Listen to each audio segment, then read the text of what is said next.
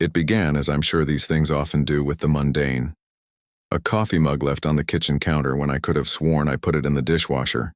Keys in the ceramic bowl by the door, despite a vivid memory of leaving them on my nightstand. For the first 2 weeks, I diagnosed myself with the common affliction of the overworked and under-rested professional. Acute stress-induced forgetfulness. I live alone in my 700-square-foot apartment. The silence is my roommate. The city hum my neighbor. Every misplaced object, every forgotten task had to be my own fault. There was simply no other variable. I was wrong. The variable was just very, very quiet. The shift from "I'm forgetful" to "something is wrong" was a slow, creeping dread. It was the half-eaten apple left on my desk, a perfect semicircle of teeth marks taken from the side I hadn't started. The bite mark was smaller than mine. It was the thermostat, which I keep religiously at 68 degrees, being turned down to 62 every night while I slept, leaving me shivering awake in the pre-dawn cold. My quiet, solitary life began to feel crowded. I started leaving things in specific ways, little tests for my own sanity. I'd leave a novel face down on page 142. The next day, it would be closed on the coffee table, a single, long strand of dark hair, not my blonde, used as a bookmark on page 143. Fear began to curdle in my gut. This wasn't a ghost. Ghosts are messy, loud, prone to theatrics. This was something else, something methodical. I bought a cheap webcam, positioning it on a bookshelf overlooking the main living area and kitchen. For 3 days, I let it run, my heart hammering every time I returned from work to review the footage. I'd sit there for hours, fast-forwarding through the empty, silent frames of my apartment. Nothing, not a flicker of movement, not a shadow out of place. Yet, on the 3rd day, the bag of chips I'd left on the counter was open, a few crumbs scattered beside it, and the webcam footage showed only the empty, sunlit room. Frustrated and terrified, I decided on a more primitive trap. I sprinkled a fine, even layer of baking soda on the floor in front of the pantry, a perfect white square. If anything opened that door, it would have to leave a print. The next morning, I woke up with a cold knot of dread in my stomach. I crept into the kitchen. The square of white powder was pristine, a perfect, undisturbed blanket of white. My heart sank with a confusing mix of relief and self-doubt. Was I truly losing my mind? Then I saw it. The pantry door was slightly ajar. I pushed it open. On the second shelf, a box of crackers I hadn't opened was torn open, with 2 crackers missing. And in the very center of my perfect, untouched square of baking soda, placed with impossible care, was a single, tiny, damp footprint. It was barefoot, slender, and no bigger than a child's, even though it was impossibly far from either edge of the powder. That night, I didn't sleep.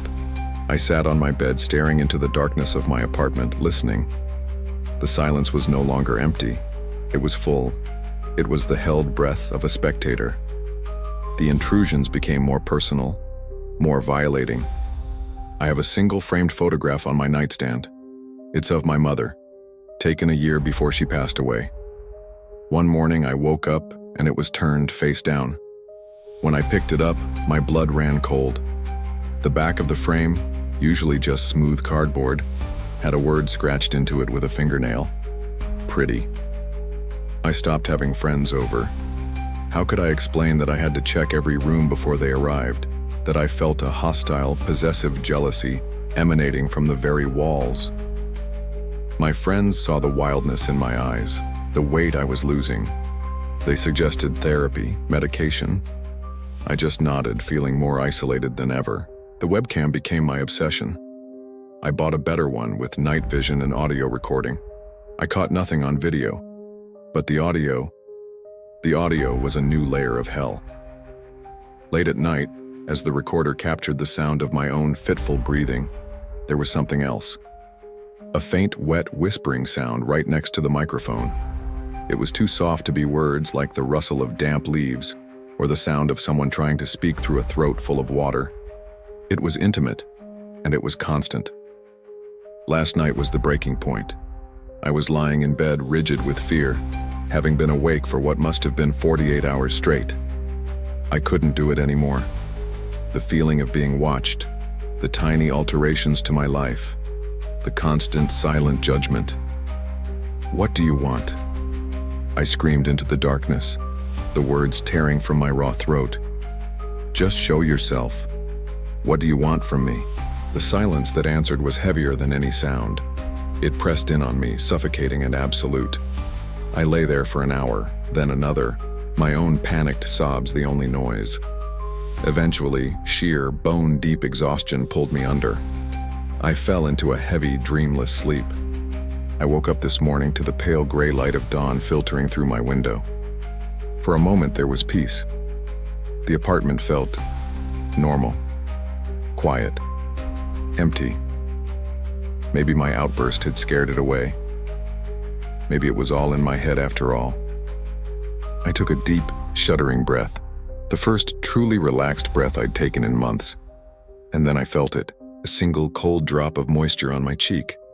I reached up, my fingers tracing the wet path it had made from the corner of my eye down to my jawline. I sat bolt upright, my heart seizing in my chest. My face was dry. My eyes weren't watering. I hadn't been crying in my sleep. It wasn't my tear, and as I sat there, frozen in the silent gray morning, a horrifying realization washed over me. The unseen tenant isn't just living with me. It isn't just watching. It's close enough to stand over my bed while I sleep, close enough to lean in, close enough to weep.